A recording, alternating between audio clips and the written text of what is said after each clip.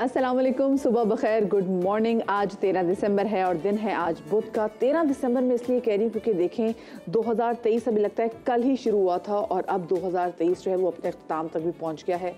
13 दिसंबर हो गई और अब आगे आप देखें कितने दिन रह गए कि हम 2024 में एंटर हो जाएंगे और अल्लाह करे हम अच्छी अच्छी ख़बरें लेके 2024 में एंटर करें। हमारी मुआशी जो सूरत हाल है वो बेहतर हो, यहाँ पर महंगाई कम हो, लोगों को रिलीफ मिले और यहाँ पर लोगों को तमाम तर सहूलियत मुयसर हों जिसका लोगों का हक है।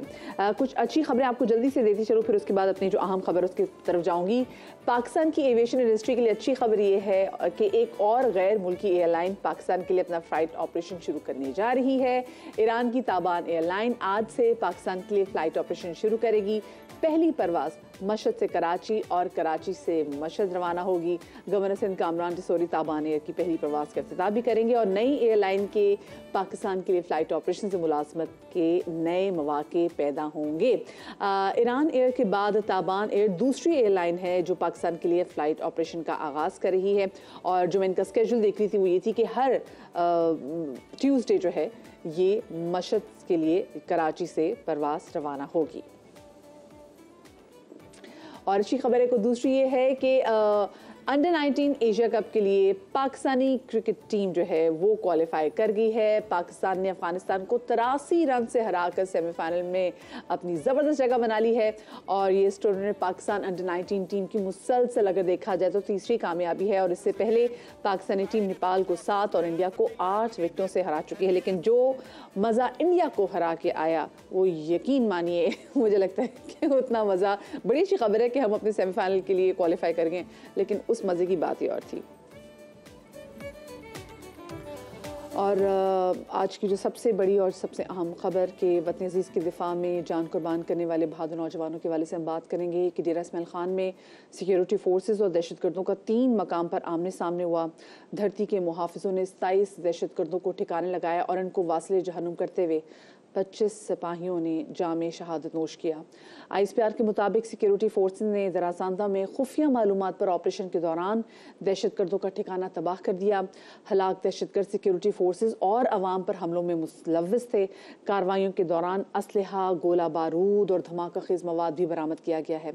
इस मामले पर मजीद बात करने के लिए हमें ज्वाइन किया है दिफाई तजियाकार फ़ारूक हमीद साहब ने। उनको शामिल गुफ्तगू करेंगे। फ़ारूक हमीद साहब, बहुत शुक्रिया आपका कि आपने सुबह के समय को वक्त दिया। सबसे पहले तो फ़ारूक हमीद साहब ये कहिएगा, हम हमेशा से ऑब्ज़र्व करते आए हैं जैसे ही पाकिस्तान में, फ़ारूक हमीद साहब, जैसे ही पाकिस्तान में हालात बेहतर होने शुरू होते हैं मुआशी तौर पे, हम देखते हैं कि हमारा दुश्मन उसी टाइम पाकिस्तान को अटैक करता है और ये हमने कल देखा भी जिस तरीके से दहशतगर्दों ने कार्रवाई की है। बिस्मिल्लाह रहमान, बहुत शुक्रिया। आपने बड़ा इम्पोर्टेंट फैक्टर आपने शुरू में हाईलाइट कर दिया। इसमें तो कोई शक नहीं है कि जब भी पाकिस्तान की इकॉनमी टेक ऑफ करने लगती है, हालात में बेहतरी आती है, आप देखें इस वक्त ये जो टाइमिंग है, जो फ्रेश वेव आई है, उसमें आप देखें कि पाकिस्तान इस वक्त इलेक्शन मोड में है। KP में कितनी गहमा गहमी इलेक्शन की और बाकी पोलिटिकल पार्टी वो भी मुल्क के बाकी हिस्सों में अब वो निकल रहे हैं। इलेक्शन कैंपेन शुरू हो रहा है, तकरीबन 8 हफ्ते रह गए इलेक्शन में। और दूसरी बात यह है, टाइमिंग आप देखें कि आर्मी चीफ इस वक्त अमेरिका गए हैं और एक बड़ा उनका क्रिटिकल बड़ा अहम दौरा है। तो ये उनकी अपना पाकिस्तान से जब वो बाहर गए हैं तो पीछे ये दहशतगर्दों का हमला और ये जो कल खूनरेज़ झड़पें और लड़ाई हुई है, तो ये मैसेज देना था कि जनाब देखें पाकिस्तान में हालात जो है ठीक नहीं, इंटरनल सिक्योरिटी, ताकि किसी तरीके से असरअंदाज हो उनका टूर अमेरिका का।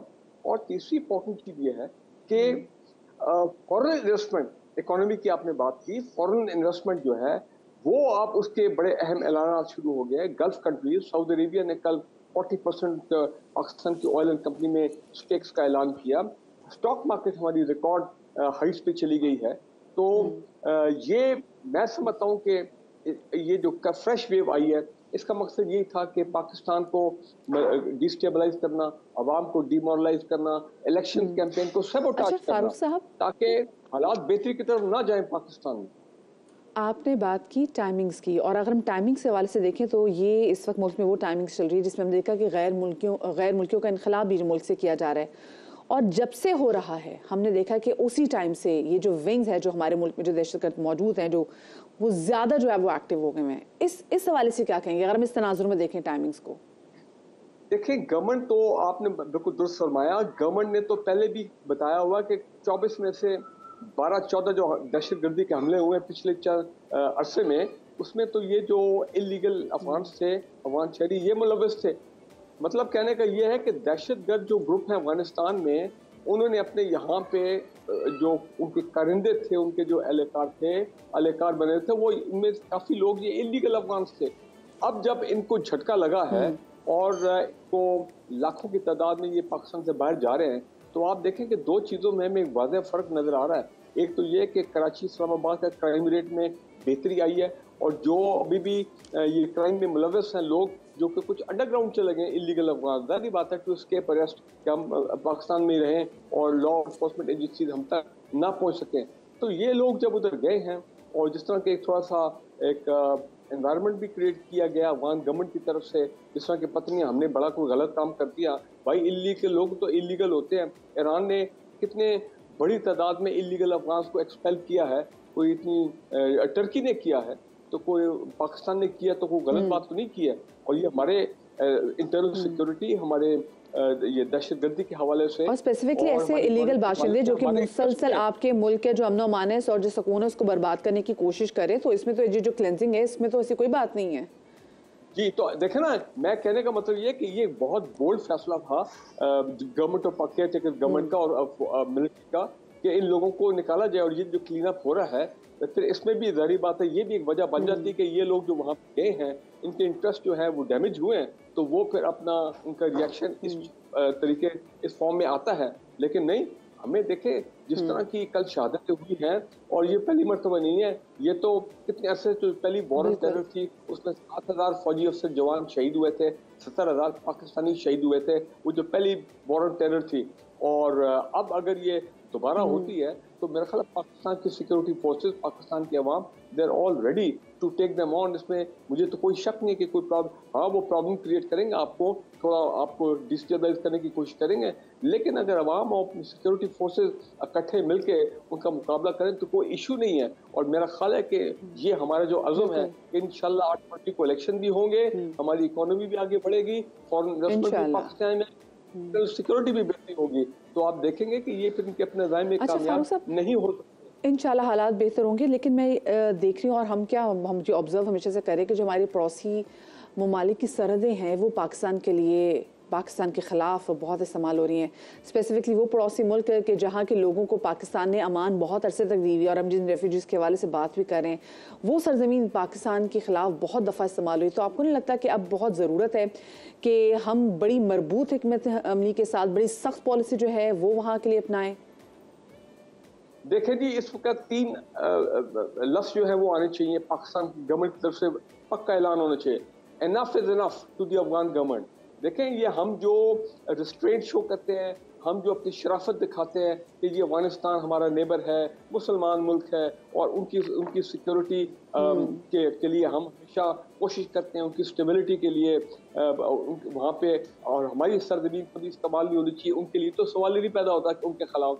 वहाँ की खवातीन के लिए हम आवाज़ उठा रहे हैं, वहाँ की बच्चियों के लिए हम आवाज़ उठा रहे हैं कि वहाँ स्कूल खुलने चाहिए, बच्चियों को भी ज़िंदगी के उतने ही ज़िंदगी गुजारने के उतने ही चांसेस मिलने चाहिए जिससे किसी बंदे को। लेकिन उसके बावजूद हम देख रहे हैं, अभी आप देखें ना, जब उनकी क्रिकेट टीम जो थी अफगानिस्तान, जब इंडिया में मौजूद थी, तो उन्होंने जो अपनी जीत भी थी वो उन रेफ्यूजीज़ के नाम कर दी, कि वो एक अजीब सा मैसेज देने की उन्होंने कोशिश की कि भाई एहसान फरामोशी की इंतहा होती है अगर देखा जाए तो। वैसे देखिए, आज मैं आपके प्रोग्राम में कह देता हूँ, वैसे तो मैंने उस वक्त बहुत सपोर्ट किया था। 2 साल पहले जब यूएस फोर्सेस अफगानिस्तान से निकली थी, पाकिस्तान ने भरपूर मदद की थी दोहा एग्रीमेंट में, और हम भी बहुत खुश हुए थे कि अफगान तालिबान आए हैं, ये रिफॉर्म है, इनके नया माइंडसेट है। ये वो मादी वाली जो इनकी एट्रोसिटीज थी, खवातीन के खिलाफ, बच्चों के खिलाफ, बच्चियों के खिलाफ, स्कूलों कॉलेज उनके बंद कर दिए, वो उनके काम करने नहीं देते थे, वो तमाम जो जालिम खवातीन के खिलाफ, अब वो दौर नहीं आएगा, लेकिन हम देख रहे हैं कि वो दौर शुरू हो गया।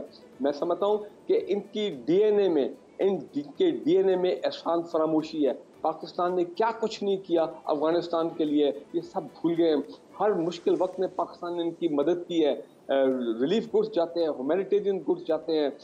हमने कभी अपनी, मैंने जिस पहले कहा, कभी अपनी सरजमीन किसी को इनके खिलाफ इस्तेमाल होने नहीं दिया। हमेशा इनकी स्टेबिलिटी और इनकी तरक्की के लिए हमने, और इनके जो फ्रोजन फंड्स थे अफगान तालिबान गवर्नमेंट जब आए हैं, हमने इंटरनेशनल लेवल पे कितना उनके लिए अपना कैंपेन किया इंटरनेशनल लेवल पे कि जनाब इनके जो बिलियन ऑफ डॉलर्स हैं अफगान गवर्नमेंट के, उनको डीप फ्रीज किया जाए ताकि ये अपने मामूल की जिंदगी गुजार सके, ये आगे चले। लेकिन मैं समझता हूँ नहीं, इन्होंने और देखिए अफगान ट्रांजिट ट्रेड कितनी दहाइयों से वो हम कर रहे हैं, चले वो हमारी इंटरनेशनल ऑब्लिगेशन है, लेकिन क्वेटा ये गवादर और कराची से रेगुलर इनकी इंपोर्ट्स जारी है, बल्कि उसमें हमारा नुकसान हो रहा है। पीछे हमने उनको कहा कि जनाब हमें जो उसके जो टैरिफ मिलने चाहिए, जो हमें फाइनेंशियल लॉसेस हो रहे हैं, तो वो उनको मेकअप किया जाए। और उसके बावजूद वो उनके ज़हन में वो हमेशा, अब अफगान तालिबान सोचे इंडिया की तरफ देख रहे हैं, वो उनके साथ अपने ताल्लुकात बढ़ाना चाहते हैं। तो ये इनको सोचना पड़ेगा कि अगर इस तरह करते रहेंगे और अगर पाकिस्तान ने फिर कोई सख्त कदम उठाए, अगर आज हमने अफगान ट्रांजिट ट्रेड बंद कर दी, देखें सलाला में 27 नवंबर 2011 जब हमारे 27 फौजियों को शहीद किया गया था सलाला चेक पोस्ट पे, वो अमेरिकन एयरक्राफ्ट का उससे एरर हो गया, गलती होगी, जो भी आप कहें, लेकिन हमने क्या किया, हमने अमेरिका की ground line of communication NATO forces की 6 महीने बंद की। जब तक अमेरिका ने, वो हेलरी क्लिंटन होती थी सेक्रेटरी स्टेट, उन्होंने जब तक अपोलोजाइज नहीं किया, रिग्रेट नहीं किया कि जी सॉरी हमें हमसे गलती हो गई है, फिर हमने 6 महीने के बाद ग्राउंड लाइन ऑफ कम्युनिकेशन खोली। मैं समझता हूँ अफगान ट्रांजिट ट्रेड को फौरन बंद किया जाए, दैट इज द वे। दूसरा चीज, डिप्लोमेटिक प्रोटेस्ट जो कल हुआ है, हेलो हाई, और ये ट्रांजिट ट्रेड के वाले से हमने देखा ना कि पहले भी जब डॉलर्स के वाले से बात भी हुई थी कि डॉलर दिन ब दिन बढ़ता चला जा रहा है और रुपए की कदर मुसलसल कम होती जा रही है, उस वक्त भी पहले भी तजावीज़ दी गई थी कि यहाँ से ये जो स्मगलिंग है इसको किसी तरीके से रोका जाए, क्योंकि बॉर्डर पे मुसलसल स्मगलिंग हो रही थी डॉलर की। जी देखें, ये तो फिर पिछले, तो देखिए वहां पे भी एक तरीके से मुआशी तौर पर पाकिस्तान को वीक करने की कोशिश की जा रही थी। देखिए पाकिस्तान से डॉलर उधर स्मगल हो रहा था, पाकिस्तान से जो डेली आइटम कमोडिटीज हैं, आटा, चावल, दाल, शुगर, ये चीजें यहाँ से जा रही थी। नुकसान हमारे लोगों का यहाँ पे पाकिस्तान में हो रहा था, यहाँ पे इकोनॉमी लोगों की खराब हो रही थी, यहाँ पे कीमतें बढ़ रहे थे। और जो इम्पोर्टेंट बात मैं कहना चाह रहा हूँ कि हमें उनको ये डिप्लोमेटिक प्रोटेस्ट टाइप से काम नहीं चलेगा, हमें एक फौजी हिकमत अमली का भी सीरियसली सोचना चाहिए कि जहाँ जहाँ इनके कैंप्स हैं टीटीपी के अफगानिस्तान में, कोई ऐसी बात नहीं है। हमें इंटरनेशनल, देखें क्या कुछ नहीं हो गया इंटरनेशनल लेवल पे, हमें अपने इंटरेस्ट देखने, अपने सिक्योरिटी इंटरेस्ट देखने, अपने इकोनॉमिक इंटरेस्ट देने। We should go and attack those bases जहाँ से ये टीटीपी और ये लोग, टीटीपी अब क्या, लोग पाकिस्तान के अवाम को तो कोई शक नहीं है, TTP is the extension of the Afghan Taliban. बड़े अफसोस से मुझे कहना पड़ता है, पहले हम ये नहीं बात समझते थे, लेकिन अब ये नजर आ रही है कि अफगान गवर्नमेंट टीटीपी को प्रोटेक्शन दे रही है, उनको कवर दे रही है, उनके खिलाफ नहीं जा रही है अफगानिस्तान में जहां। और जैसे कि आपने बात कही ना फारूक अहमद साहब के, ये इट्स हाई टाइम टू से कि इनफ इज इनफ, तो ये वही वक्त आ गया कि अभी कह लिया जाए कि इनफ इज इनफ, क्योंकि हम और अपने बहादुर जवानों की कुर्बानी नहीं दे सकते, अपने अवाम की कुर्बानी नहीं। बहुत शुक्रिया जी फारूक हमीद साहब जो कि दिफाई तज्जिया कार है, वो हमारे साथ मौजूद थे। हम अवाम के मसले के हवाले से बात करें और अवाम का मसला यहाँ पर ये भी है कि गैस नहीं आ रही, और कराची में आपको बताएं कि हम जो कह रहे हैं कि जी गैस बिल्कुल गायब है और कहीं पे तो गैस का प्रेशर ही कम है, तो उसकी एक बड़ी वजह है कि जी लोग कहते हैं जी पाइपों में गैस नहीं है। और पाइपों में गैस क्यों नहीं है? वो इस वजह से क्योंकि गैस की लाइनों में पानी आ रहा है। हमने बात की कुछ लोगों से जो बिलावास्ता या बिलवास्ता इस मसले का शिकार हैं, उनका क्या कहना था पहले आपको दिखाते हैं। बिल्कुल ना दिन ना रात, बिल्कुल है ही नहीं गैस, और पिछले साल भी यही होता, अब भी यही मसला है सारा। किराए के घर है, गैस डलवाएं, बिल भरें, किराया दे, क्या करें? चोर बिठाए हुए, सब के सब चोर है। गैस भरवाते रहें या ड्यूटी पे जाएं, ड्यूटी पे नहीं जाते तो वहाँ से निकाल दिए जाते हैं। लकड़ी में पका रहे हैं और पानी भी नहीं आ रहा है, खाना होटलों से आता है, आप गरीब आदमी कहाँ से रोजाना लाए? पानी भर जाता है लाइनों में और इतनी परेशानी होती है कि पूरी रात गैस के बगैर इंतजार करते रहो, खाना भी नहीं बना पा रहे, गैस बिल्कुल भी नहीं है। बताएं गरीब इंसान करे तो करे क्या, ना पीने को पानी नहीं मिल रहा, लेकिन गैस की लाइनों में पानी मिल रहा है, अब इसको निकालते रहो। बिल भी हर चीज़ में इतना आ रहेगा कि परेशान हो गए। होटलों से रोटी मंगा के अभी भी हमारी बहू अपने मैके गई है पकाने के लिए। कोई सुनवाई नहीं है, ना पानी की, ना गैस की, ना बिजली की। परेशान करके रखा हुआ इस हुकूमत ने। खून के आंसू रुला दिया गैस ने तो यार। इनको कंपनी वालों को फ़ोन करते हैं, आता ही नहीं है कोई। अब क्या करते हैं, उसको खोलते हैं लोग बेचारे, पानी निकालते हैं, थोड़ी सी गैस आती है, उसके बाद फिर बंद। अंकल हमारे घर पे गैस ना आती है, बगैर नाश्ते के स्कूल जाते हैं हम। इस हवाले से मजीद बात कर लेते हैं। आप देखिए क्या बड़े बल्कि बच्चे भी काफ़ी ज़्यादा परेशान हैं गैस की इस लोड शेडिंग के हवाले से। तर्जुमान सुई सदरन सलमान सिद्दीकी साहब हमारे साथ मौजूद हैं। सलमान साहब, बहुत शुक्रिया आपका, आपने सुबह के समा को वक्त दिया। सबसे पहले तो ये कहिएगा, लोग बड़े परेशान हैं, वो गैस की पाइप्स में से जो पानी निकल रहा है तो वो कह रहे हैं जी गैस तो आ नहीं रही, और अगर पानी भी आ रहा है तो बड़ी गलत जगह से आ रहा है। ये क्या मामला है?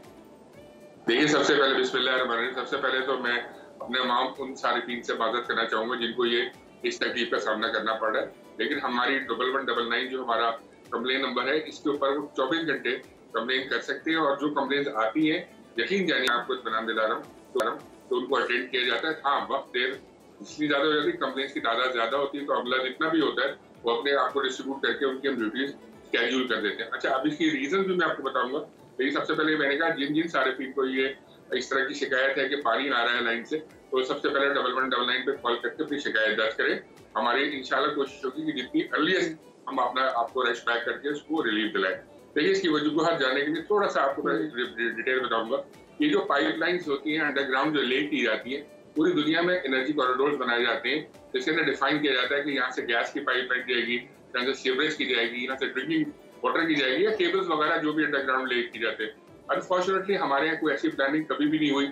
हाँ, शायद नदी जदीद जो कॉलोनीज बन रही शायद उसमें हो रहा हो, लेकिन चूंकि हमारी लाइंस 50 ईयर्स 60 ईयर्स 40 ईयर्स पुरानी ले डाउन है, और इस तरह से एक जंगल बना हुआ है नीचे जेर जमीन पाइपलाइंस का, जिसके अंदर सीवर की लाइन भी हमारी लाइन के साथ साथ है, ऊपर है, नीचे है, और by the passage of time वो जो लाइंस है वो एज आउट हो जाती है, उनमें से सीपेज शुरू हो जाती है, लीकेज जो अंडरग्राउंड होती है पानी की भी हो रही होती है, सीवर की भी हो रही होती है। क्या होती है? आपने बोला कि जैसे जेर ज़मीन जो है 40 सालों से ये जो है ये पाइप्स मौजूद हैं, अगर जो इनकी एज आउट आपने कहा कि हो जाती है, तो क्या एक टाइम है जिस टाइम के बाद ये लाइन जो है ये पाइप्स में तब्दील होनी चाहिए? देखिए, इसका कोई टाइम लाइन डिफाइन नहीं है, इसकी क्वालिटी पे डिपेंड करता है। अगर वो चीज ठीक चल रही होती है तो उसको टच नहीं किया जाता, लेकिन जैसे जैसे हमारे पास कंप्लेंट्स आती है, हमारा पूरा एक सिस्टम चल रहा है जिसको रिहैबिलिटेशन कहते हैं, हम उसको रिहैब करते हैं। देखिए, ये 50,000 किलोमीटर का नेटवर्क है। आप जस्ट इमेजिन करें कितना मेहमत है, 50,000 किलोमीटर ह्यूज नेटवर्क। उसको आप हर किलोमीटर पे गार्ड नहीं कर सकते। हाँ, जहाँ आपको कंप्लेंट्स आती हैं और जहाँ फ्रीक्वेंटली आती है, वहाँ पूरा सेगमेंट जो है वो रिहैब करके चेंज कर दिया जाता है, बट इट टेक्स टाइम। अच्छा, मैं आपको बता रहा था कि तो ये कितना वक्त लगेगा? लोग बड़े परेशान हैं। और सलमान सिद्दीकी साहब, ये कोई अभी की परेशानी नहीं है, हम गर्मियों से रो रहे हैं कि जी गैस की लोड शेडिंग, और मैं इस वक्त से बताया जा रहा था कि लोड शेडिंग आगे भी जाके होगी, लेकिन समहाउ उसके हवाले से कुछ किया नहीं गया। तो ये बताइएगा कि ये प्रोसेस, ये जो रिहैब का प्रोसेस आप बता रहे हैं, ये रिहैब का प्रोसेस ये कब तक मुकम्मल होगा? क्या इस सर्दियों में, क्या इस साल में लोगों को रिलीफ मिलेगा? देखिए, मैं आपने मुझे बीच में से इंटरप्ट किया, मैं आपको पहले वो कंप्लीट कर दूं कि ये पानी आ क्यों रहा है, मैं तो इसका भी जवाब दे देता हूँ। देखिए, वो पानी नहीं आ रहा है, जब वो सीपेज अंडरग्राउंड होती है ना, अनफॉर्चुनेटली जब गैस की शॉर्टेज होती है, लोगों को गैस नहीं मिलती, तो वो गैर कानूनी इस्तेमाल करते हैं गैस कंप्रेसर का। जो गैस कंप्रेसर डिवाइस है वो इतनी पावरफुल सक्शन होती है कि जेर जमीन अगर पाइपलाइन रिसाव हो रहा है सीवरेज का या वाटर का, तो वो उस तक करके एसएचजीसी की लाइन में आ जाता है, और वो जब इतनी पावरफुल डिवाइस है वो खींच रही होती है एरिया में कोई मशीन, तो लोगों के घरों में मीटर्स के थ्रू निकल रहा होता है। तो जो आपका सवाल था, आई एम श्योर कि मैंने थोड़ा सा अच्छा, इसके कहने का मकसद है कि वहाँ पे जो लोग हैं, ठीक है, आपके कहने का मकसद है कि वहाँ पे जो लोग हैं जिधर ये लोग शिकायत करें कि गैस की पाइपलाइन में से पानी आ रहा है, वहाँ पे उन्होंने सक्शन मशीन्स लगाई हुई हैं, ये एक रीजन हो सकती है जिसकी वजह से वहाँ पे पाइप से पानी आ रहा है? बिल्कुल, ये मेन रीजन है, क्योंकि इसकी वजह से हमारा पूरा सिस्टम जो है वो डिस्टर्ब हो जाता है। अब आप देखिए ना, अगर नॉर्मल प्रेशर्स पे गैस आ रही हो तो अपनी जगह पे एक रीजनेबल तरीके से गैस ट्रांसपोर्ट होगी, लेकिन एबनॉर्मल तरीके से उसके ऊपर डिवाइस लगा के सक्शन किया है तो वो बहुत पावरफुल होती है। अगर कभी आपको सामना हो इस चीज को खुद देखने का डेमोन्स्ट्रेशन, तो आप देखिएगा कि उसके अंदर इतना सक्शन पावरफुल होता है कि वो गैस के मीटर से रिपेल होकर बाहर आ रही होती है। अरे, जो आपने बात की रिहैब का कोई टाइम नहीं, लेकिन अगर ऐसे बात करें तो सलमान साहब, एक और चीज़ भी, ये बड़े बड़े घरों में ज़्यादा चीज़ होती थी, बड़े बड़े पॉश एरियाज में चीज़ ज़्यादा की जा रही थी, वहाँ पे सक्शन मशीन उन्होंने लगाई होती है गैस की, लेकिन ये तो बेचारे बहुत जो एरियाज आपके सामने रखे हैं ये कोई पॉश एरियाज भी नहीं है। तो बस मैं बस वक्त नहीं, मुझे ब्रेक लेनी है कि हो जाएगा मसला हल इस महीने, साल खत्म होने से पहले। नहीं, गलत बात नहीं करूंगा, इसमें बहुत टाइम लगता है। हम लोग कर रहे हैं रिहैब, और एरिया वाइज भी हम रिहैब कर रहे हैं। हमने लियारी को रिहैब किया है, हमने ओल्ड सिटी को रिहैब किया है, अभी हम लोग फील्ड भी है, नॉर्थ को भी कर रहे हैं, DHO को पूरा रिहैब किया है। देखिए, मैं आपको बताऊं कि ये जो आई होप कि जो आपका रिहैब प्रोसेस हो काफी जरा तेज हो, बड़ा क्विक हो। मैं छोटी सी ब्रेक के लिए ब्रेक पे चलते हैं।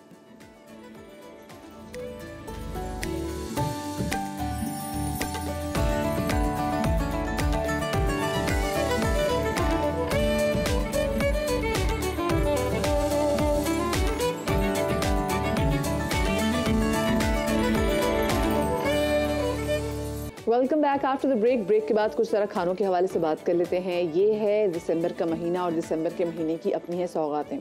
अगर मैं लाहौर शहर के हवाले से बात करूं तो लाहौर शहर में बड़े मुख्तलिफ कुछ ऐसे पकवान हैं जो कि सर्दियों को लेके काफ़ी ज़्यादा मशहूर हैं, जिनमें से एक जो कि सर फहरिस्त है, जिसका हम पूरा साल इंतज़ार करते तमाम तो लाहौरी, वो है हरीसा। और हरीसे की मेकिंग में गंदम, जो मुख्तलिफ मसाला जात, गोश्त और देसी घी, इसका तो वाफर इस्तेमाल होता है। वैसे तो कश्मीरी बिरादरी जो है वहाँ पे वो बड़े मशहूर हैं कि वो हरीसा बड़ा अच्छा बनाते हैं, लेकिन अमृतसरी जो हरीसा है वो भी लाहौर में बनाया जाता है।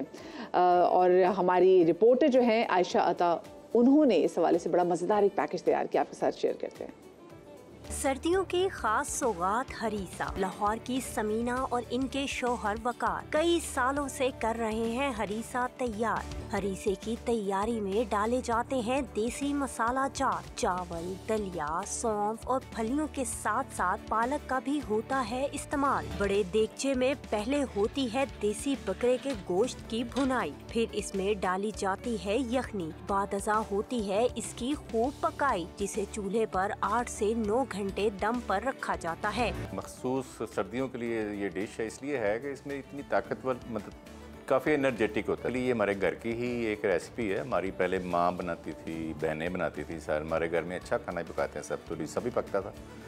तो मैं शुरू से ही पकाने का शौक़ था, खाने का शौक़ था, तो वो बनाता था घर में, दोस्तों वगैरह को खिलाता था। तो में 3-4 दफ़ा तो बनता है, कम से कम 3 दफ़ा बनता है, और एक दफ़ा में 40-50 किलो बन जाता है। जितना अच्छा मीट होगा उतनी चीज़ अच्छी बनती है, वो चाहे आप किसी भी डिश में डालेंगे। तो लाहौर में वैसे भी बकरा ही ज़्यादा खाया जाता है, तो मैं मतलब प्रेफरेबली बकरा ही हम यूज़ करते हैं, बकरे का ही बनाते हैं मतलब हरीसा। हरीसे की लज्जत ने लाहौरियों को इसका ऐसा दीवाना बनाया कि समीना और इनके शौहर को इस कारोबार का ख्याल आया। बिल्कुल होम बेस्ड है, और ये कि फीडबैक बहुत अच्छी मिली, जिसकी वजह से हम इसको ज़्यादा कंटिन्यू करते गए। मेरे बच्चे इसमें सारे करते हैं साथ मेरे ना, कोऑपरेट करते हैं। सूरज से उभरती लाली से शुरू होने वाला ये काम गुरूबे आफताब तक मुकम्मल होता है, जिसके बाद आता है मरहला इसे घोटा लगाने का। बिलाखिर आ गया मरहला तड़का लगाने का। देसी घी में पालक, अदरक और मटन से बने छोटे कबाब डालते हैं, जो जायके में मजीद जान डाल देते हैं। घर में बने इस हरीसे की भीनी भीनी खुशबू से मुंह में पानी भर आए तो मेज पर रखते ही कोई अपना हाथ ना रोक पाए। जायके में लाजवाब हरीसा लाहौरियों का न सिर्फ पसंदीदा पकवान है, बल्कि सर्दी के इसरात से भी महफूज रखता है। एक बार जो भी खाए मेरी तरह वो भी इस डिश का दीवाना हो जाए।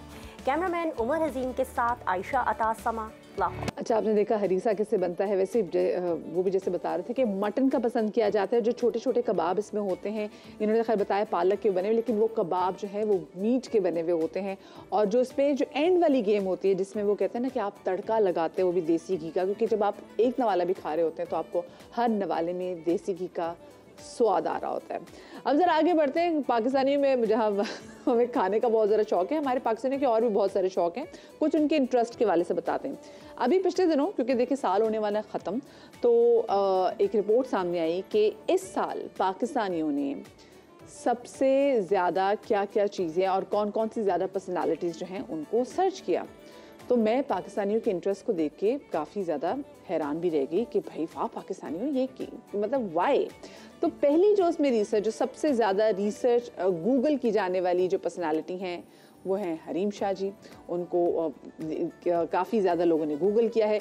दूसरे नंबर पे एक टिकटॉकर हैं, और इसके बाद मैंने देखा कि पाकिस्तान में टाइगर श्रॉफ, उनको भी बड़ा जी किया गया है, सर्च किया गया है। और निगरान वज़ीर आज़म सेनेटर अनवार काकड़, उनको भी जो है वो सर्च किया गया। अच्छा, ये तो वो होगी हैं जी पर्सनालिटीज़ जिनको किया गया है सर्च।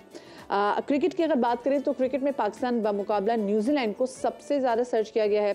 मैं फिल्मों और ड्रामों के हवाले से बात करूं तो उसमें भी हमने देखा है कि जो भारतीय फिल्में वो काफ़ी ज़्यादा सर्च की गई हैं। शख्सियात में जैसे मैंने आपको पहले बताया कि वो हरीम शाह का नंबर था। अच्छा जी, न्यूज़ कैटेगरी में गज़ा जंग जो है वो सरफ़हरिस्त है, इस पर बात की गई है। टेक्नोलॉजी की कैटेगरी में सबसे ज़्यादा ChatGPT उसके हवाले से जो है वो लोगों ने सर्च की है।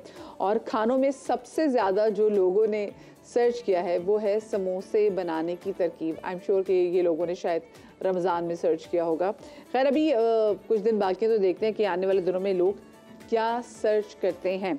अब ज़रा जनाब हम रुख कर लेते हैं खेल के मैदान का। नया कप्तान, नया मैदान, नया इम्तिहान। पाकिस्तान और ऑस्ट्रेलिया पहले टेस्ट मैच में कल टकराएंगे।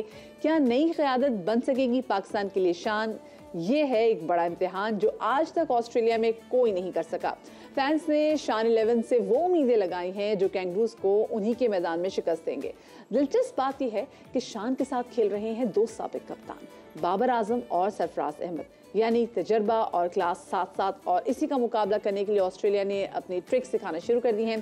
पोस्ट टेस्ट के लिए ग्रीन विकेट बनाई गई है, यानी फास्ट बॉलर्स को मिलेगा एक्स्ट्रा बाउंस। मगर पाकिस्तान के पास ना ही हारिस रऊफ हैं और ना ही नसीम शाह। शाहीन शाह अफरीदी, हसन अली, फहीम अशरफ, खुर्रम शहजाद और मीर हमजा के कंधों पर है भारी जिम्मेदारी।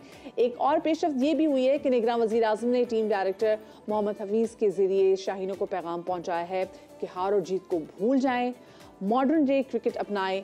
क्रिकेट के मैदान में क्या होने वाला है, इसी वाले से मजीद बात करेंगे। हमारे साथ मौजूद हैं हमारे स्पोर्ट्स तज्जियाकार हाफिज़ इमरान, उनको शामिल गुफ्तगू करेंगे। साथ में हमारे साबिक टेस्ट क्रिकेटर तनवीर अहमद भी जो है वो हमें ज्वाइन करेंगे। इन दोनों को हम शामिल गुफ्तगू करेंगे। सबसे पहले तो मुझे हाफिज़ इमरान ये बताएगा, ये जो ग्रीन विकेट है ये क्या लगता है कि पाकिस्तान के लिए इसे मुश्किल नहीं पड़ेगी? बहुत शुक्रिया सुबह बखैर। और ये तो ऐसा ही है कि अगर कोई स्कर्दू जाए सैर करने के लिए और वो वहाँ पे वो समझे कि उसको एसी चलाना पड़ जाएगा और पंखे के बगैर उसका गुजारा नहीं होगा, तो जब आप पर्थ में जाएंगे तो वहाँ पर आपको ऐसी ही पिच मिलेगी जैसी जिसकी तस्वीर सामने आ रही है और जिसका इजहार किया जा रहा है। पाकिस्तान जब कभी भी ऑस्ट्रेलिया में जाता है वहाँ पर ये सारी दुनिया जानती है कि पिचेस जो हैं वो फास्ट बॉलिंग के लिए जरा नहीं अच्छी भली साजगार होती हैं, और जो पेस बॉलर्स होते हैं जेन्युइन पेस वाले उनको वहाँ पर बहुत मदद मिलती है। और ऑस्ट्रेलिया हमेशा से अपने मैदानों पर दुनिया की तमाम टीमों को इसी जाल में फंसाते हुए आया है और उन्होंने अपनी बरतरी कायम की है, बिलखुसूस होम सीरीज में। लेकिन इसके साथ साथ जैसे अभी आप मदिया बता रही थी कि वजीर आजम पाकिस्तान जो कि निगरान वजीर आजम हैं, उन्होंने पाकिस्तान टीम को ये पैगाम पहुंचाया है कि वो मॉडर्न डे क्रिकेट खेलें। तो मॉडर्न डे क्रिकेट, अब वजीर आजम साहब को इसमें दाखिल होने की या कूदने की क्या जरूरत है? ये गैर जरूरी तौर पर जो पैगामात होते हैं ये खिलाड़ियों के न सिर्फ एतमाद को खराब करते हैं बल्कि गैर जरूरी तौर पर दबाव बढ़ता है। और ये आपको जरूरत ही नहीं है कहने की मॉडर्न डे क्रिकेट, वहाँ पर 5 दिन का टेस्ट मैच है। टेस्ट मैच जो है वो कन्वेंशनल क्रिकेट होती है। मोहम्मद हफीज ने शिकायत की थी पिच के हवाले से, शायद उसके जवाब में उन्होंने कहा कि जी आप उसकी फिक्र ना करें, आप मॉडर्न डे क्रिकेट जैसे चीजें चेंज हो रही हैं तो वैसे वैसे खेलें, आप अपनी टेक्निक चेंज करें। मोहम्मद हफीज साहब ने अगर शिकायत की है तो वो वहाँ पे शिकायतें करने के लिए तो नहीं गए ना। शिकायतें करने के लिए तो कोई और बंदा होना चाहिए ना कि जो आपको इधर की उधर करता रहे। मोहम्मद हफीज साहब वहाँ पे क्रिकेट खेलने के लिए गए हैं, टीम डायरेक्टर है पाकिस्तान टीम के। अगर वही वो बात भी कर रहे हैं और साथ में ये कहते हैं कि मैं उधर तो पेश नहीं कर रहा हूँ, अगर वो ही ये बात करेंगे कि वहाँ पर उन्हें तैयारियां ठीक नहीं मिली हैं, वहाँ पर कुछ पिचेस उनके लिए कोई इंतजाम ठीक नहीं हो, बंदा खुदा आप क्रिकेट खेलने के लिए गए हैं। इससे पहले मिकी आर्थर जो है वो गए थे वर्ल्ड कप खेलने के लिए भारत, और उन्होंने पहले मैच के बाद ही कहा यहाँ पर हमें दिल पाकिस्तान नजर नहीं आ रहा, सुनाई नहीं दे रहा, यहाँ पे हमें सब जिलाली परचम दिखाई नहीं दे रहे हैं। आप क्रिकेट खेलने के लिए जाते हैं, जिस किस्म के हालात में आपको जो भी मिले, जहाँ पर भी मिले, आप प्रोफेशनल क्रिकेटर हैं, आपका काम है कि आपने परफॉर्म करना है। ऑस्ट्रेलिया से चला और भारत में आकर वर्ल्ड कप जीतकर चला गया। क्या उन्होंने कहा कि पिचेस हमारे मतलब की नहीं है? आप न्यूजीलैंड में जाएंगे, आपको वहाँ पर न्यूजीलैंड की जो पिचेस हैं उसके हिसाब से खेलना पड़ेगा, वही देंगे आपको। साउथ अफ्रीका में आपको साउथ अफ्रीका की पिचेस मिलेंगी।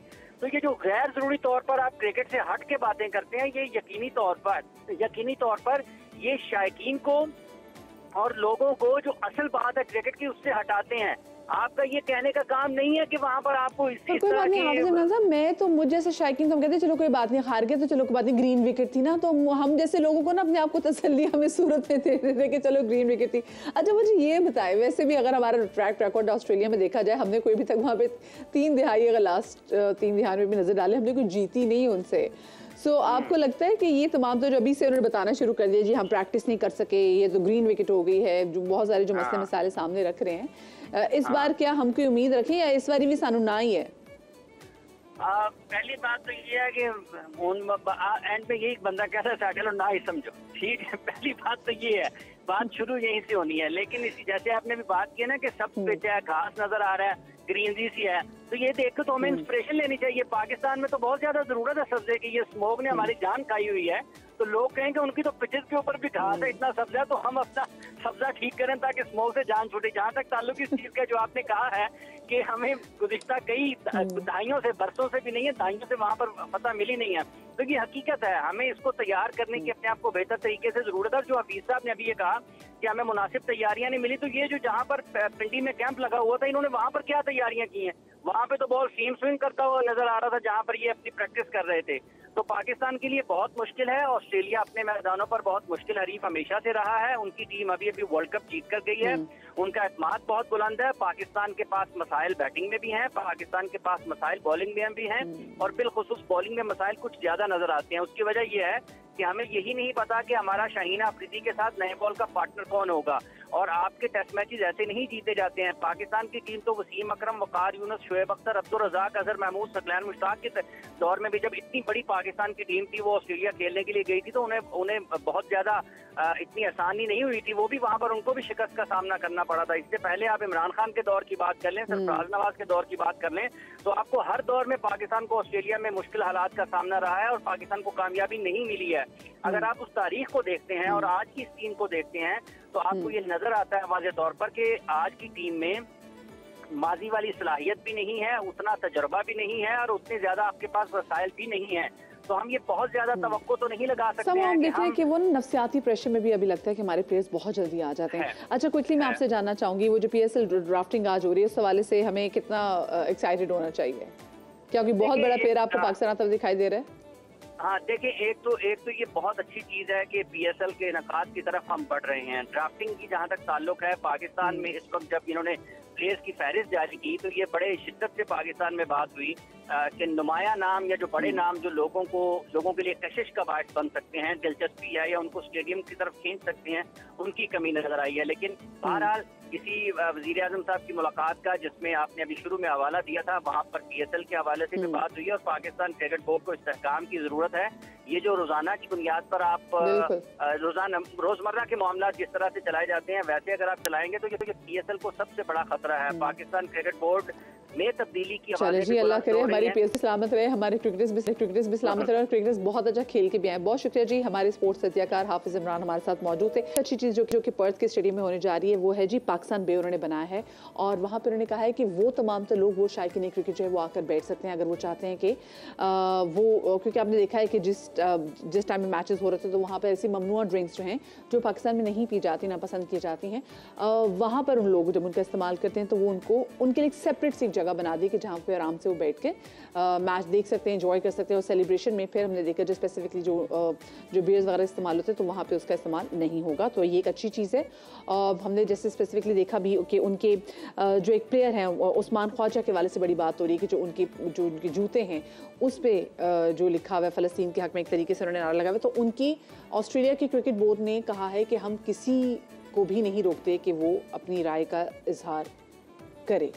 तो ये एक अच्छी चीज़ है भाई कि उनकी जानिब से उनको ये इजाज़त दी गई है। लहज़ से बात है कि हमारे तो आज़म खान ने जब स्पेसिफिकली फ़लस्तीन के हवाले से उन्होंने एक अपने तरीके से जब फ्लैग लगाया था तो वो उस पर उनको फ़ाइन भी हो गया था। लेकिन ये इतनी लिबर्टी देती है ऑस्ट्रेलियन क्रिकेट बोर्ड अपने प्लेयर्स को कि वो आज़ादी राय का इजहार कर सकें।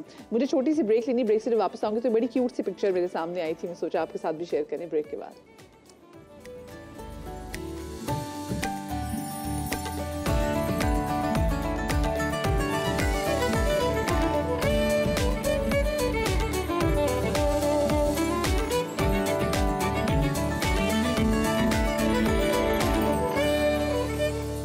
Welcome back after the break. और ब्रेक पर जाने से पहले जैसे मैंने आपसे कहा था कि एक बड़ी क्यूट सी तस्वीर भी हमारे सामने आई, सोचा वो आपके साथ भी शेयर करें, क्योंकि इंशाल्लाह कल से पाकिस्तान और ऑस्ट्रेलिया के दरमियान पहला टेस्ट मैच जो शुरू होने जा रहा है और हमारे एक बहुत बड़े प्लेयर के लिए मुश्किल होगा। खैर वो तो ऑफ कोर्स पाकिस्तान को सपोर्ट करेंगे, लेकिन उनके घर वाले हो सकता है कि वो पाकिस्तान को सपोर्ट ना करें।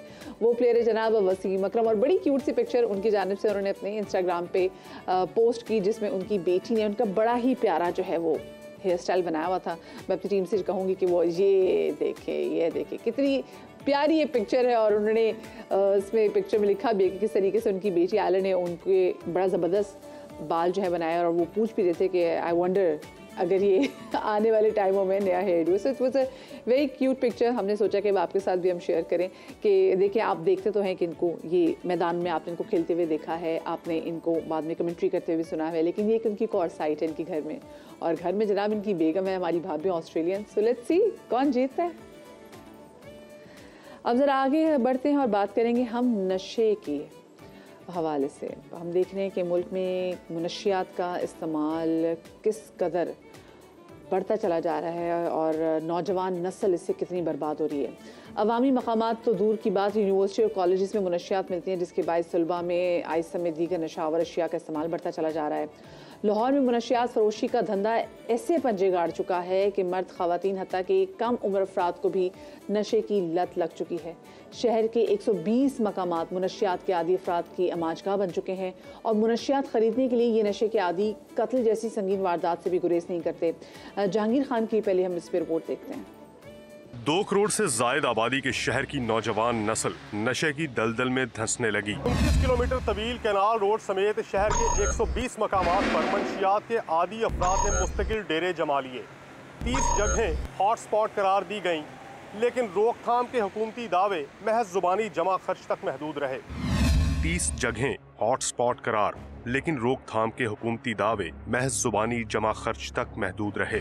जब तक अदारों की कोऑर्डिनेशन नहीं हुई और कोई अदारा, सिंगल अदारा जो डिपार्टमेंट है, जब तक ऑनरशिप नहीं लेगा ना, उस वक्त तक ये ड्रग्स का मसला हमारा जूं का तूं रहेगा। हकीकत में हमें इसके लिए एक जामे और कम्प्रीहेंसिव प्लानिंग और स्ट्रेटजी की ज़रूरत है। लाहौर की आप हर सड़क पे एंटर हों तो आपको जब सड़कों पे ड्रग एडिक्ट्स बैठे नज़र आते हैं, तो मैं समझता हूँ कि ये हमारे लिए एक बहुत बड़ा चैलेंज है, ना सिर्फ हुकूमत के लिए, उन अदारों के लिए जो इस पे काम कर रही है। शहर में नशे के आदी अफराद की हतमी तादाद का तयन तो नहीं किया जा सका, तहम एक मुख्तात हुकूमती अंदाजे के मुताबिक लाहौर की सड़कों पर मंशियात फरोशों का शिकार 10,000 से जायद अफराद बेसुध पड़े हैं। घरों में मंशियात कितने अफराद की रगों में जहर बनकर उतर चुकी है, इसका रिकॉर्ड किसी के पास नहीं। 30 से ज़्यादा अब हॉटस्पॉट हैं।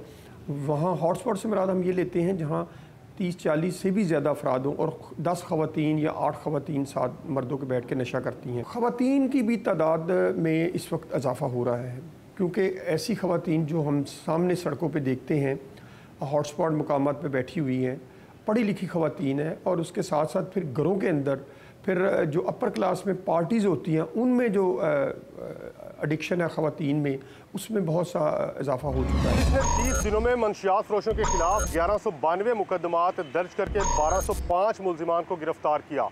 700 किलो से जायद मंशियात बरामद करने का दावा भी किया गया, मगर शहर में मंशियात की खरीदो फरोख्त अभी भी जारी है।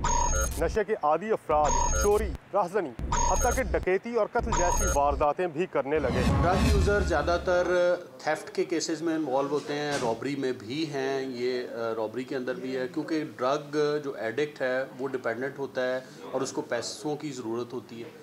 तो उस सिलसिले में चूँकि वो एम्प्लॉयड नहीं होगा तो वो कार्रवाई करेगा, वो कोई क्राइम करेगा, तो इसलिए उनकी इन्वॉल्वमेंट तो एक कोर रिलेशनशिप एग्जिस्ट करता है between crime and drug users basically deserve करते हैं कि उनको रिहैबिलिटेट किया जाए, उनका इलाज किया जाए।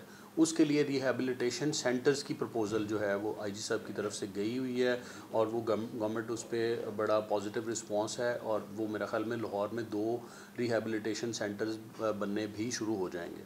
तो ये ड्रग यूज़र्स के लिए, लेकिन जो ड्रग सप्लायर्स हैं, जो ये ड्रग स्मगलर्स हैं, उनके खिलाफ नो मर्सी पॉलिसी है। लाहौर के तालीमी इदारे भी मंशियात फरोशों का बड़ा टारगेट हैं। यूनिवर्सिटी हॉस्टल से तलबा तालबात को नशे पर लगाने वाले मंशियात फरोशों की गिरफ्तारी तो हुई, लेकिन पुलिस और तालीमी इदारों की इंतजामिया मखसूस कार्रवाइयों के बाद हाथ पे हाथ धरे बैठी है।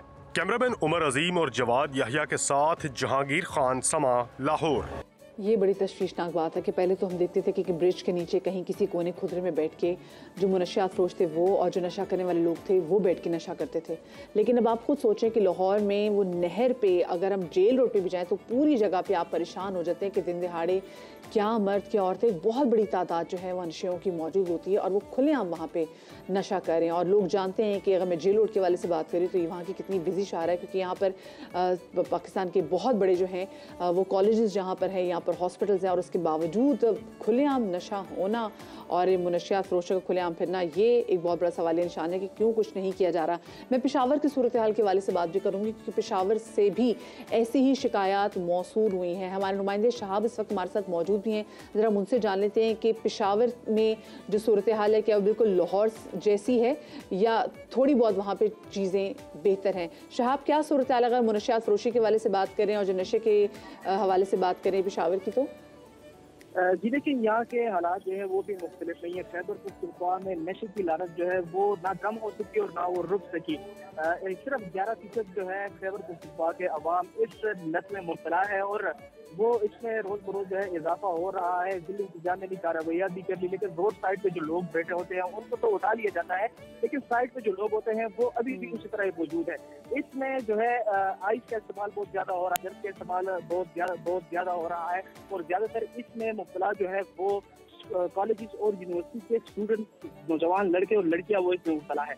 रवां साल जो है इसके खिलाफ जो कार्रवाइयाँ की गई है उसमें 8,761 FIR नशावर जो चीजें हैं वो बरामद की गई है, उसके खिलाफ कार्रवाइयाँ की गई है। अरज अपराध जो उसमें है 10,207 अपराध इसमें गिरफ्तार किए गए हैं और इन गिरफ्तार अपराध से 3,101 किलोग्राम चरस और 3,886 किलोग्राम अफ्यून और इसी तरह 515 किलोग्राम आइस बरामद की गई है। यहाँ पर जो वालिदैन है वो भी अक्सर ये शिकायत करते हैं कि यूनिवर्सिटी में इसके खिलाफ उस तरह की कार्रवाइयाँ नहीं होती जिस तरह बताई जाती है।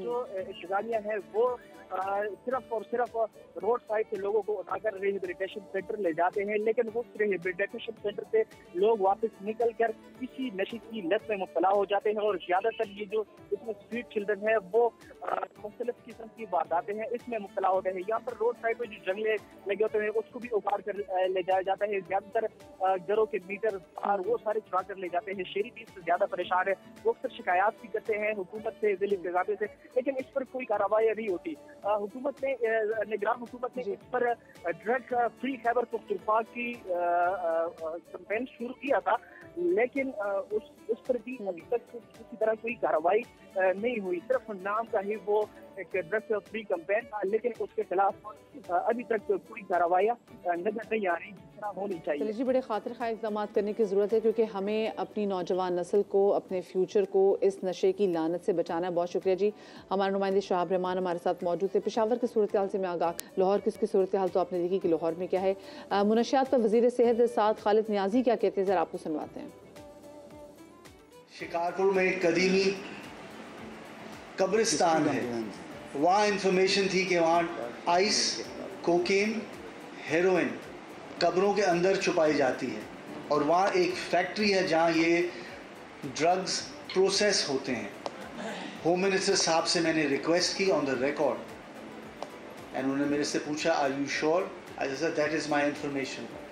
उस कब्रिस्तान पे रेड हुआ, कब्रों के अंदर मुर्दों की बॉडीज़ के साथ हेरोइन, कोकेन और आइस बरामद हुई, कुछ फेक ग्रेव्स में बरामद हुई। पता चला कि सिर्फ 2 ही लोगों ने उस रेट पे शिकायत की है। अब आप यहाँ से इस बात का अंदाज़ा लगाएं कि जो मुनशियात फरोश हैं उनको मौत भी भूल गई है, और वो किस तरीके से कब्रिस्तानों में, कब्रों के अंदर जो हैं ये तमाम तर नशावर जो चीज़ें हैं, उनको जो ड्रग्स हैं उनको छुपा रहे हैं। यानी कि इनका नेटवर्क कितना बड़ा है और किस कदर, मतलब जो नशा कर रहे हैं, जो नशा बेच रहे हैं, वो बेशर्म तो होते हैं, लेकिन इस कदर बेशर्म हो सकते हैं कि आपको मौत भूल जाए और आप फिर कब्रिस्तान में, कब्रों के अंदर जाके, एक तो मुर्दों की बेहुरमती एक साइड पे रखते हैं, लेकिन जो आप वहाँ पे कर रहे हैं।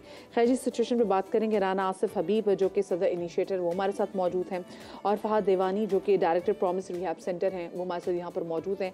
पेरेंट्स खुसूसी तौर पर ये सेगमेंट ज़रूर देखें, क्योंकि आपके लिए ये जानना बहुत ज़्यादा ज़रूरी है कि क्या कहीं आपका बच्चा भी ड्रग्स की लानत में मुब्तला तो नहीं हो गया।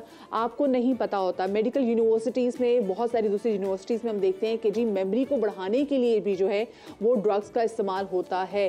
स्कूलों में ये ड्रग्स पहुंच चुके हुए हैं। कराची में हम स्पेसिफिकली देखते भी हैं और लाहौर में भी ऐसा ही है। तो किस तरीके से हमने अपने बच्चे को निकालना है, ये सेगमेंट ज़रूर देखिएगा। सबसे पहले तो मुझे ये बताएं कि ये फैलाव इस कदर हमारे ड्रग्स का जो है वो बढ़ चुका हुआ है कि अब ये पहले तो हम यूनिवर्सिटीज़ और कॉलेजेस का सुनते थे, अब ये स्कूलों तक चली गई ये बात। जी बिल्कुल, देखिए ये बतदरीज जब 79 के बाद पाकिस्तान में मनशियात आना शुरू हुई और मुख्तलिफ तरह की, तो ये जो अफ़गानिस्तान और पाकिस्तान का जो बॉर्डर है, वहाँ से दालबदीन और दालबदीन से 100-200 चौकियाँ क्रॉस करके कराची, और फिर कराची से पूरे पाकिस्तान में 100-200 चौकियाँ क्रॉस करके और फिर कराची और फिर कराची से आगे पूरे पाकिस्तान में, जो कराची के famous Chanesar Goth, Shireen Jinnah colony, the most hub area जहाँ से डिस्ट्रीब्यूशन पूरे पाकिस्तान में होती। तो ये आस्ता आस्ता बतदरीज बढ़ती गई और यहाँ तक कि अब जैसे आपने फरमाया स्कूलों तक। और वो चीज़ें जब 2006 के बाद इंफॉर्मेशन टेक्नोलॉजी का जो एवोल्यूशन हुआ, इर्तिका हुआ, तो व्हाट्सएप ग्रुपों के तहत ये चीज़ जो है फैलती चली गई और टेक्नोलॉजी का इस्तेमाल लोगों ने अब्यूज़ भी किया इसका। और ये चीज़ अब जो लोगों को इन गंदे इलाकों में जाना पड़ता था, अब वो घर पे उनको होम डिलीवरी की सूरत में हो रही है। और उसमें पूरा एक सिस्टम होता है जिसमें एक बाइक पे बच्चा होता है छोटा, एक खातून होती है और एक शख्स होता है जो वो जा रहे होते हैं, ताकि ख़वातीन के साथ चेकिंग आमतौर पर नहीं होती। और इसके साथ साथ पुलिस के साथ में अगर बच्चा भी गोद में बैठ जाए, फिर किसको क्या पता कि छोटे बच्चे की गोद के जो फीडर है, फीडर के अंदर क्या चीज़ रखी गई है। उसके साथ ऐसा हुआ है कि जी बिल्कुल ऐसे केसेस हमारी नज़र से गुजरे। फिर हमारा जो क्रिमिनल जस्टिस सिस्टम है वो बेसिकली ड्रग्स स्मगलर के फ्रेंडली सिस्टम है कि जहाँ फ़ौरन उनके बेल के कागजात उनके आने से पहले बन जाते हैं और उन लोगों को खिलाफ ना तो कोई गवाही देता है और ना ही कोई सिस्टम होता है, जिसकी वजह से सज़ा ना होने की वजह से उनके हौसले जो हैं वो और बुलंद हो जाते हैं।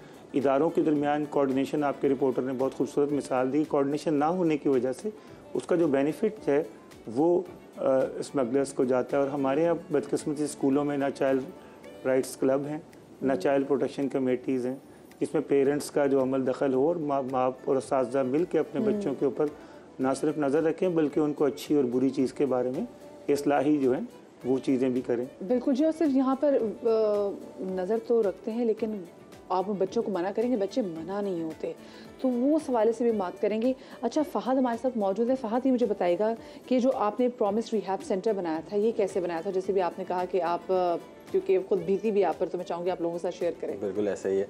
पहले मेरी लाइफ बहुत ज़्यादा अच्छी तरीके से गुजर रही थी, बैंकिंग का जो है वो मेरा करियर गुजरा है। बट जैसा ये भी बात कर रहे थे कि एवोल्यूशन जब आई टेक्नोलॉजी में, तो जाहिर सी बात है हर स्क्रीन पे आ गया कि क्या चीज़ें हो रही हैं।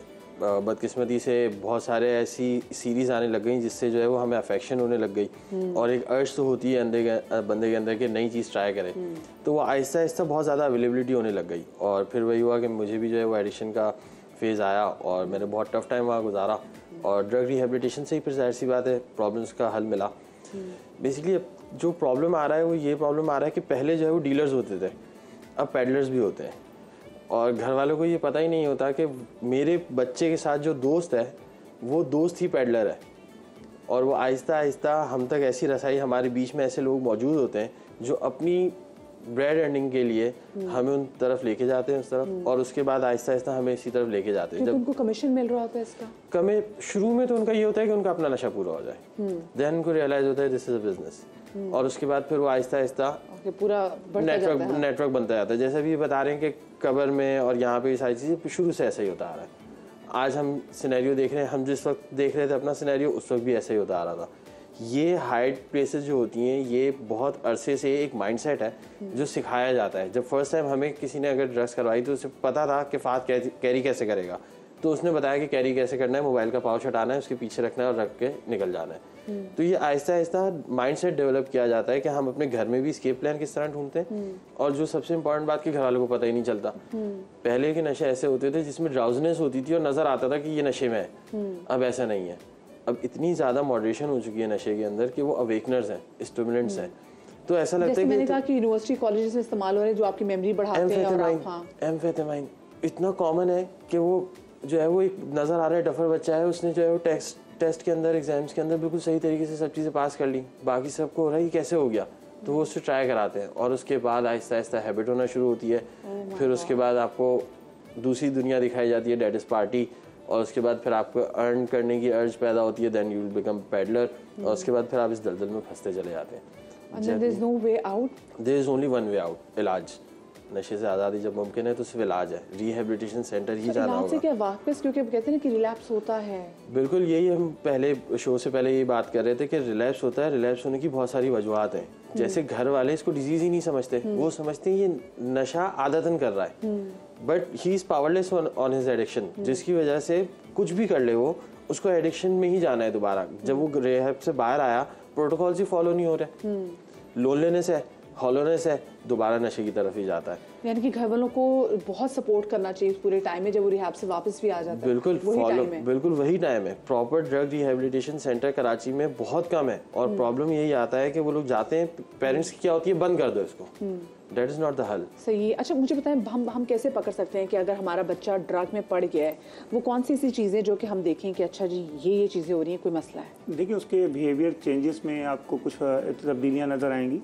ख़ास तौर पे उसका जो बहन भाइयों से इंटरेक्शंस है और जो फैमिली की समाजी गैदरिंग्स हैं, उस हवाले से वो अवॉइड करेगा जाने में, ताकि दीगर फैमिली मेम्बरान के साथ। इसके साथ साथ आप देखिएगा कि उसकी जो चिड़चिड़ापन है वो उसका बढ़ जाएगा। बात बात पे बहन से झगड़ा करना, दूसरे किसी नौकर से झगड़ा करना, या किसी आम आदमी से गली मोहल्ले में झगड़ा करना, मारपीट करना। और उसके साथ साथ आप देखिएगा टॉलरेंस लेवल उसका जो है कम होना शुरू हो जाएगा, जिसे हम बर्दाश्त का कहते हैं।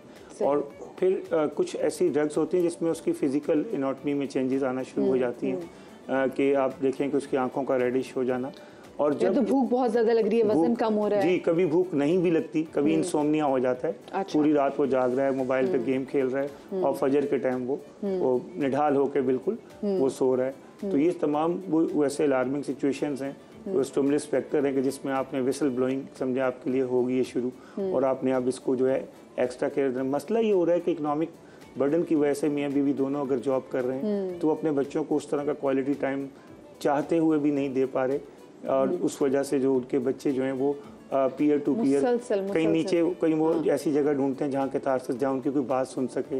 अब बात सुनने के दौरान अगर उनको कोई नशावर अशिया की जानिब रागिब कर देता है, और उसकी बहुत सारी आपने देखे हैं, हमारा रीज़न है कि हमारी जो कंटेंट है हमारे फिल्मों का, हमारे गानों उसमें भी सब हम ग्लोरीफाई करते हैं उस पर्सनालिटी को जो कि ड्रग्स लेता है, या जो कि ड्रिंक करता है, या जो कि सिगरेट भी पी रहा होता है। ये तमाम सी चीज़ें कम होनी चाहिए। बहुत शुक्रिया जी।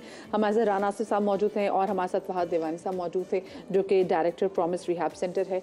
देखिए, इलाज बहुत ज़्यादा ज़रूरी है। आपको जो बेसिक जो सोल्यूशन है, जो एडमिट निकलता है, रवैयों में तब्दीली बहुत ज़्यादा ज़रूरी है। घर वालों की सपोर्ट की सबसे ज़्यादा ज़रूरत होती है। एंड आई होप कि जी ये इस सेगमेंट से आप लोगों ने ज़रूर जो है वो कुछ सीखा हो। अपने बच्चों का ज़रूर ख्याल रखें। बच्चे आपका अगर बार बार आपसे पैसे का तकाजा कर रहा है तो गौर कीजिए वो क्यों कर रहा है, उससे पूछे।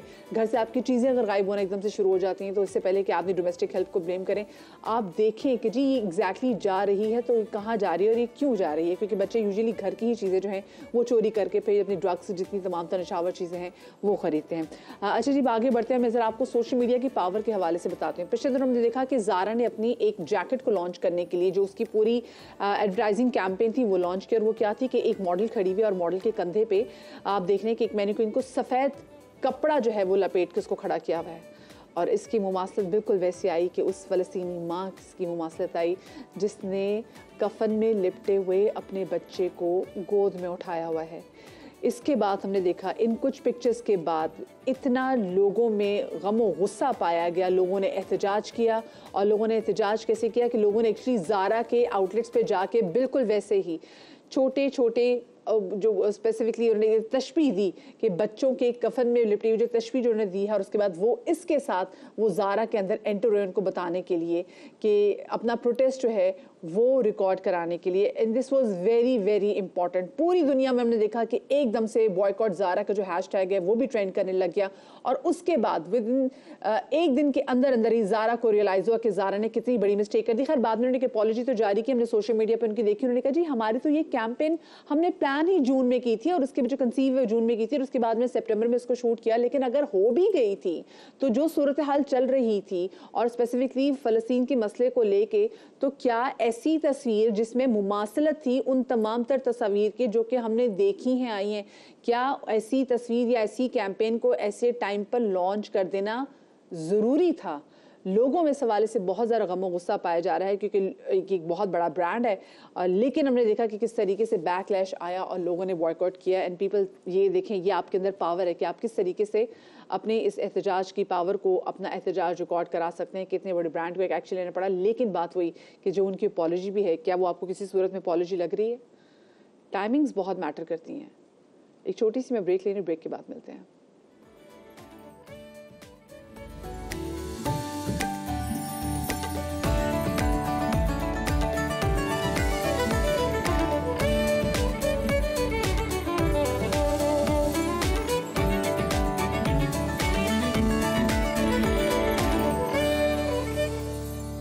Welcome back after the break. और ब्रेक के बाद हम आपकी मुलाकात करवाएंगे अमरीका में पाकिस्तानी बिजनेसमैन तनवीर अहमद से, जो कि गरीब तलबा के लिए मसीहा बन गए हैं।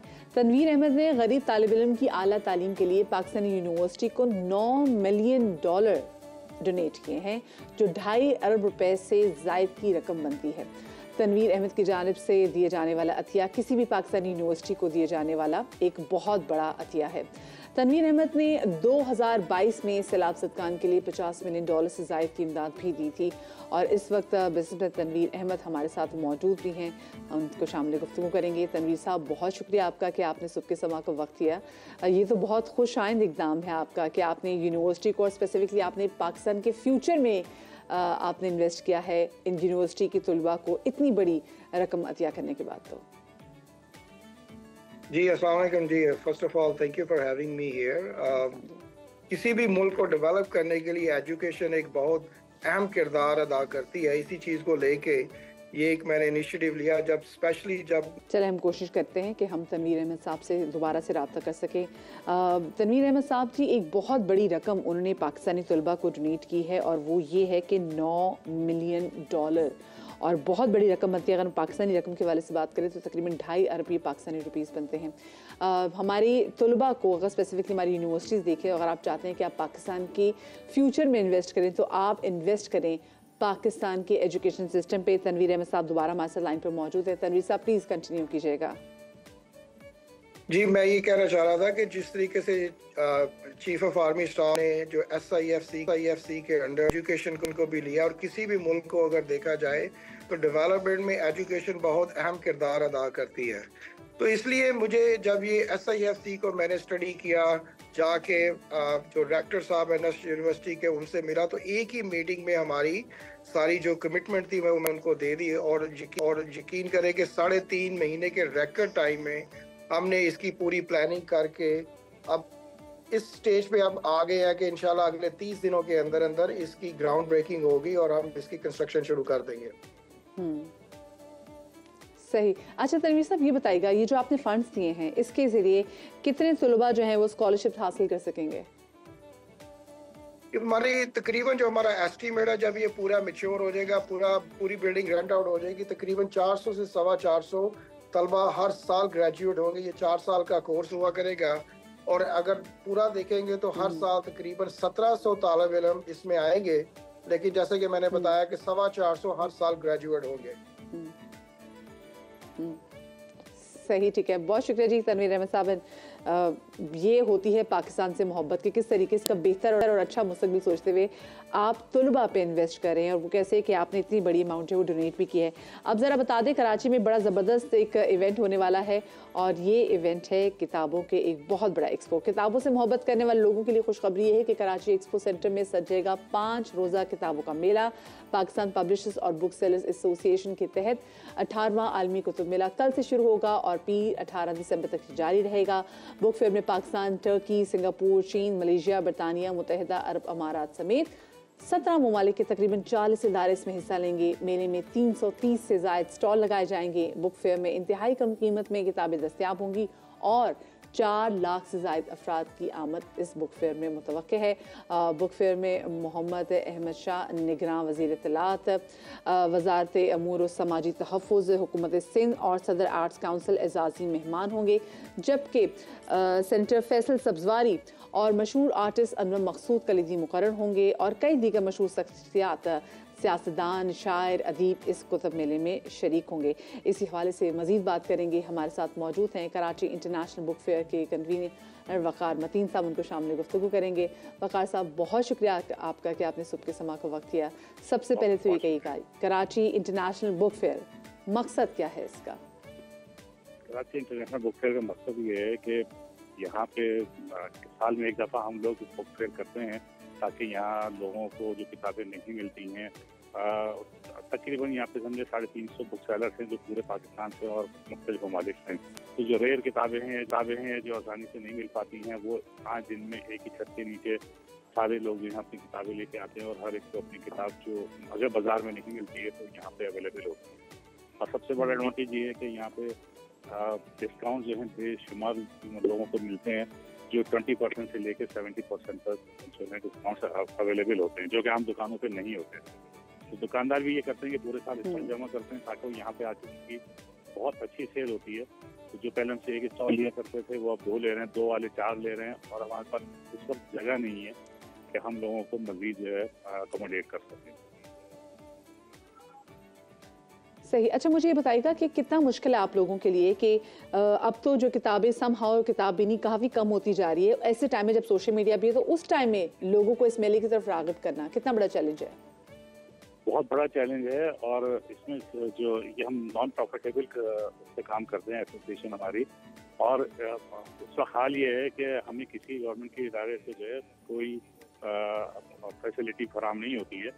जो भी हमारे एक्सपेंसेस हैं वो हम खुद करते हैं, और उसमें ये होता है कि हम सिर्फ कोशिश ये करते हैं कि लोगों तक अच्छी किताबें मैरी पहुँचाई जाएँ और खिदमत की जाए ताकि तुलबा और लाइब्रेरियंस और असातिज़ा इससे फ़ायदा उठा सकें। चलिए, ज़बरदस्त, बहुत शुक्रिया जी। वक़ार मतीन साहब हमारे साथ मौजूद थे। Will take a short break है, हमारे साथ।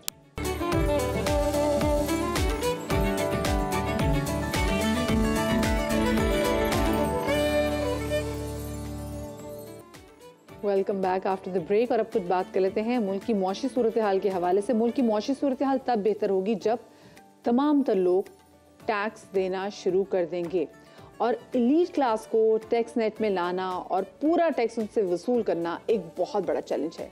रिटेलर्स, ज़राई शोबा, रियल एस्टेट और सरहदी तिजारत से भारी आमदनी भी टैक्स नेट से बाहर है। निज़ामी करप्शन का गढ़ जो है ये बन चुका है। खरबों रुपए की टैक्स चोरी जो है वो हम देखते हैं कि बड़े बड़े ऐसे इदारे हैं जिनका काम ये होता है कि वो टैक्स वसूल करें, लेकिन उनकी मिली भगत की वजह से बहुत टैक्स चोरी भी हो रही है। कराची के ताजिर रहनुमाओं ने FBR के 25 लाख ताजरों को टैक्स नेट में लाने की मुहिम को IMF का दबाव भी करार दिया है। ताजिर रहनुमा क्या कह रहे हैं कराची के, ये आपको सुनवाते हैं पहले।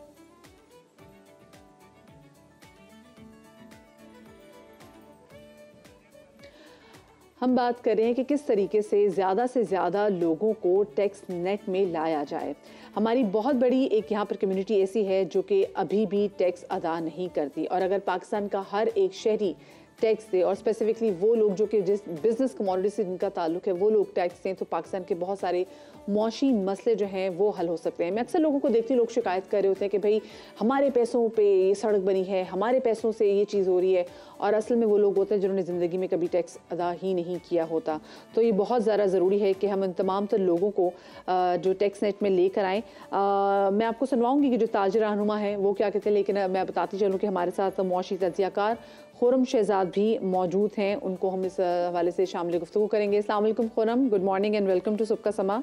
खुरम ये बताएगा कि क्या बहुत बड़ा चैलेंज है कि हमारी एलीट क्लास एक ऐसी जो कि बहुत अरसे से टैक्स नहीं दे रही और अभी भी उनको आगे कोई इरादा नहीं लगता, हम उनको टैक्स नेट के धारे में लेकर आएँ? जी अस्सलाम वालेकुम, बहुत शुक्रिया मदिया मुझे के लिए।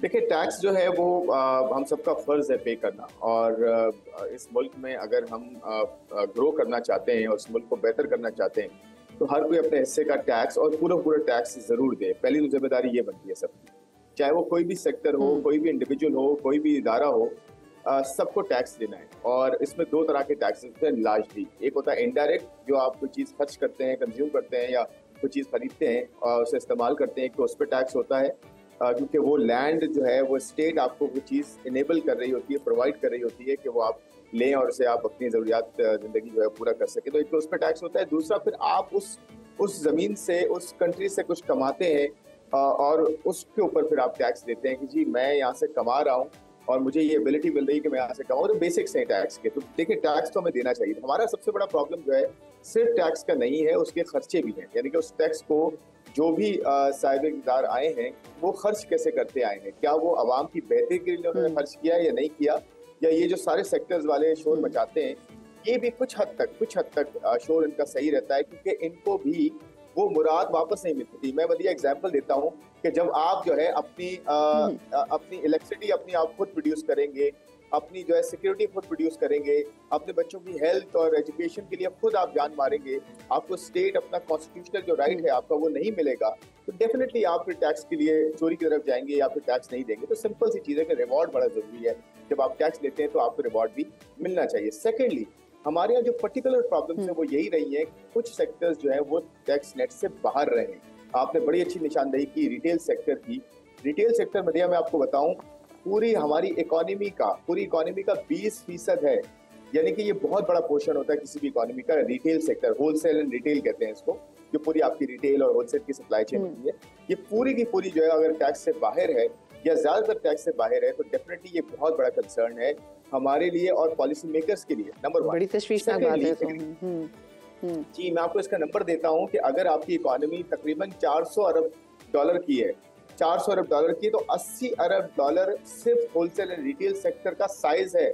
80 अरब डॉलर हर साल का, सिर्फ एक साल का नहीं, हर साल का 80 अरब डॉलर का काम करता है, प्रोड्यूस करता है। ये पूरा साइज है रिटेल एंड होलसेल का। तो ये है आपका जो है इतना बड़ा सेक्टर जो कि टैक्स से बाहर हो। 1% टैक्स देता है मदिया, यानी कि इकोनॉमी में 20% उसका कंट्रीब्यूशन है और टैक्स 1% देता है। इसी तरह एग्रीकल्चर सेक्टर है। एग्रीकल्चर सेक्टर देखें। अच्छा क्विकली, क्योंकि मेरे पास वक्त बहुत मुख्तसर है, व्हाट्स द हर्डल, रुकावट क्या है, क्यों नहीं दे पाते लोग टैक्स, ये क्यों नहीं इनको लेकर आ पाते हैं टैक्स नेट में? देखें बात पता है इम्प्लीमेंटेशन की है, गवर्नेंस की है, कोई इम्प्लीमेंट नहीं करता। जब लोग खुद जो है इक़्तिदार में वो लोग होते हैं ज्यादातर जो पॉलिसी जो है खुद बनाते हैं और खुद ही जो है बेनिफिशियरी होते हैं, तो कौन फिर मुझे बताएं ना इम्प्लीमेंट करेगा। एग्रीकल्चर सेक्टर आप देख लें, आप retail and wholesale trade sector देख लें, आप देखिए पीडीएम की गवर्नमेंट में यही हुआ था ना, आप फाइनेंस मिनिस्टर ने जो है वो यानी कि पूरे के पूरे सिस्टम में क्लेंजिंग करने की जरूरत है अगर हम चाहते हैं कि ज्यादा से ज्यादा लोगों को टैक्स नेट में लेकर आ सके। बहुत शुक्रिया जी, खुरम शहजाद हमारे साथ मौजूद थे। आप लोग अपना बहुत सारा ख्याल रखिएगा। शाद रहिए, आबाद रहिए, आपसे मुलाकात होगी। अल्लाह हाफिज।